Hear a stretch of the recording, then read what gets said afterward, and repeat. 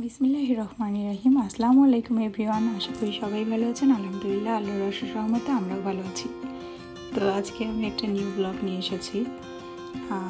আমি এর আগেও বলেছিলাম যে আমরা হলিডেতে গিয়েছি আমার এক ভাবির বাসায়। তো সেখানে গিয়ে আমি অনেকগুলো ভিডিও করেছি। তো এটা পার্ট 2। তো আমাদের দুপুরের রান্না বান্না চলছে, ভাবির হাত অনেক মজার মজার রান্না। তো এখানে বেগুন ভাবি ফ্রাই করছে, বেগুন ভাজি, আর ওখানে আলু সিদ্ধ দিয়েছে আলু ভর্তা করার জন্য, আর পাতলা ডাল রান্না করছে। আর ভাইয়া আমাদের জন্য বাজার থেকে বড় বড় 2টা ইলিশ মাছ নিয়ে এসেছে। এই যে মাছগুলো খেতে অনেক বেশি মজা ছিল, আর মাছের পেটের মধ্যে ডিম ছিল, ভাবি ডিমগুলো ফ্রাই করে দিয়েছিল।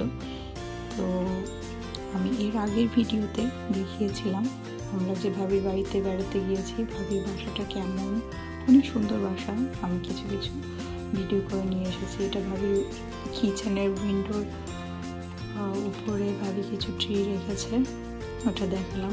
আর আসার সময় ভাবি আমার অনেকগুলো গাছও দিয়ে দিয়েছে। এই যে ভাবি অবশ্য ফার্স্ট টাইম ইলিশ মাছ কাটছে, তো সে অত পারদর্শী না, তারপরেও মাশাআল্লাহ সে অনেক সুন্দরভাবে মাছটা কেটে ফিনিশ করে ফেলেছে। তো আপনারা দেখতেই পাচ্ছেন ভাবি ফার্স্টে মাছের মাথাটা পিস করে নিল, এখন আর যেসব বাকিটুকু সে পিস পিস করে কাট করে নিবে। আসলে এখানে কিনতেও পাওয়া যায়, পিস পিস করা কিনতে পাওয়া যায়। তো ভাইয়া এইভাবে করে নিয়ে এসেছে। যে দেখেন মাছের মধ্যে কত ডিম, আর এই মাছটা একদম দেখেই মনে হচ্ছে অনেক ফ্রেশ। ফ্রোজেন মাছগুলো যেমন দেখা যায় যে অত টেস্ট হয় না, বাট এই মাছটা অনেক বেশি টেস্ট ছিল। তো ভাবি 2টা মাছই মাশাআল্লাহ সুন্দরভাবে কাট করে নিতে পেরেছে। পরে এগুলো অবশ্য ভাবি রান্না করবে না, এগুলো শুধু হালকা একটু হলুদের গুঁড়া, মরিচের গুঁড়া আর স্বাদ মতো লবণ দিয়ে ভাবি ফ্রাই করে নিয়েছিল। যেহেতু আমরা আজকে ডাল, আলু ভর্তা আর হচ্ছে আগের দিনের গরুর মাংস ছিল, অবশ্য গরুর মাংস আর বেগুন ভাজি, এই জন্য ভাবলো যে এটাও ফ্রাই করি। তো এটাও ফ্রাই করে দিয়েছে। এটা অনেক বেশি মজা ছিল, ডিমগুলোও অনেক বেশি মজার ছিল।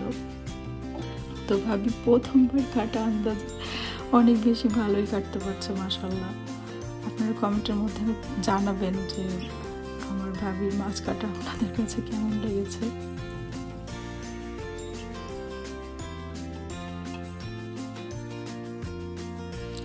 এই যে সে পুরো এরকম পিস পিস করে নিচ্ছে। আর যাওয়ার পর থেকে তো কত রকমের খাবার।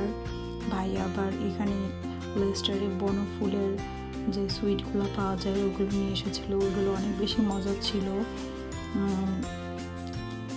সোনপাপড়ি টাইপের এক ধরনের মিষ্টি ছিল, ওটা আমার অনেক বেশি ভালো লেগেছে। ভাইয়ের নিজেরও শপ আছে।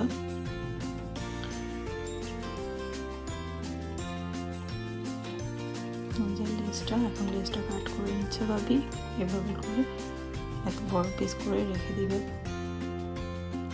লেজের অংশটা। তো ভাবির মাছ কাটা শেষ হয়ে গিয়েছে, ভাবি সিজার দিয়ে লেজের এটা কাট করে নিচ্ছে। তারপরেও যে সেই মশলা অনেক নাইস করে ফিনিশ করতে পারছে, মানে ফার্স্ট টাইম কাট করার সে অনেক ভালোই করেছে। এই তো ভাবির মাছ কাটা হয়ে গিয়েছে, এখন এগুলা এটা আর একটা কাটবে, আর তারপরে নাইস করে ওয়াশ করে দেন হলুদ, লবণ আর মরিচের গুঁড়া দিয়ে নিচে। এটা আমার আর একটা ভাবি সে ফ্রাই করছে। এই যে এখানে হলুদ লবণ দিয়ে মাখিয়ে রেখেছিল, সেগুলো সুন্দর মতো ফ্রাই করে নিচ্ছে।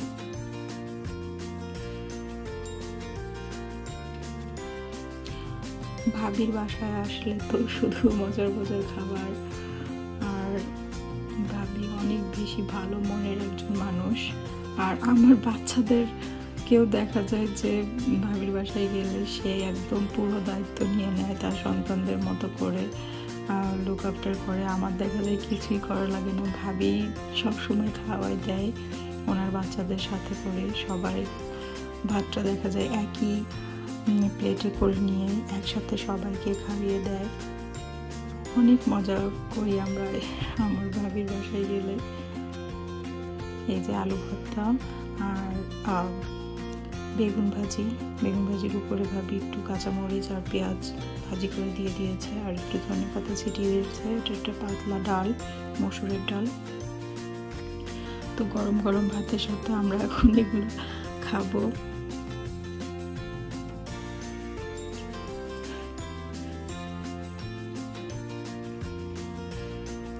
এটা আসলে কিচেনের একটা ডাইনিং স্পেস আছে। আর তাছাড়া ভাবিদের ডাইনিং টেবিলটা কাচের যে রুমটা আছে, গ্লাস রুম, ওখানে রেখেছে। বাট ওই গ্লাস রুমে অনেক বেশি কোল্ড থাকে। এই যে এই গ্লাস রুমটার কথাই বলছিলাম, গ্লাস রুমে অনেক বেশি কোল্ড। হিটিং দিলেও দেখা যায় ঠান্ডার সময় গ্লাস রুমে কেউ বসতে চায় না। তো আমরা কিচেনের যেই ডাইনিং স্পেসটা আছে, ডাইনিং টেবিল, ওখানে আমরা বসে খেয়ে নিয়েছিলাম এখানে। তো আমার ভিডিও আপনাদের কাছে কেমন লেগেছে কমেন্টের মাধ্যমে জানাবেন। আর আমার হলিডে ব্লগ কিন্তু আরেকটা আছে, আমি আপলোড করব। সবাই অনেক অনেক ভালো থাকুন। আল্লাহ হাফিজ।